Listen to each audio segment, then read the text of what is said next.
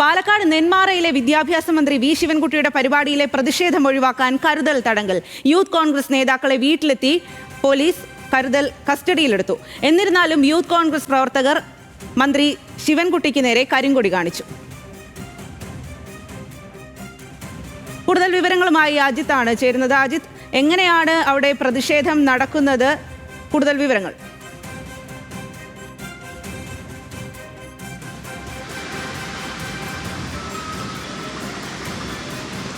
മന്ത്രി വി ശിവൻകുട്ടിക്ക് ഇന്ന് ജില്ലയിൽ വിവിധ പരിപാടികളുണ്ട്. അതിനെത്തിയപ്പോഴാണ് രാവിലെ അദ്ദേഹം മാധ്യമങ്ങളെ കണ്ട് ഈ വിവിധ കാര്യങ്ങൾ ഉൾപ്പെടെ സൂചിപ്പിക്കുന്ന സാഹചര്യമുണ്ടായി. അതിന് പിന്നാലെ ആണ് അദ്ദേഹത്തിന് നേരെ ഇപ്പോൾ ഒരു പരിപാടിക്ക് പോകുന്ന വഴിക്കാണ് നെന്മാറ ബ്ലോക്ക് ഓഫീസിന് പരിസരത്ത് വെച്ചിട്ട് യൂത്ത് കോൺഗ്രസ് പ്രവർത്തകർ കരിങ്കൊടി കാണിച്ചിരിക്കുന്നത്. മന്ത്രിയുടെ വാഹനം കടന്നു പോകുമ്പോൾ വഴിയുടെ വശങ്ങളിലായി നിന്നിരുന്ന പ്രവർത്തകർ കരിങ്കൊടി വീശുകയായിരുന്നു.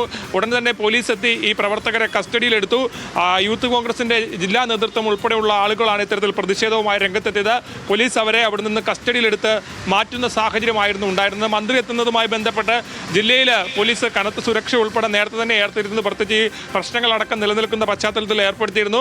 കരുതൽ തടങ്കൽ ഉൾപ്പെടെയുള്ള നടപടികൾ ഉണ്ടായിരുന്നു. യൂത്ത് കോൺഗ്രസ് നേതാക്കൾ ഉൾപ്പെടെ വീട്ടിലെത്തി കരുതൽ തടങ്കലിലാക്കുന്ന സാഹചര്യം ഉണ്ടായിരുന്നു.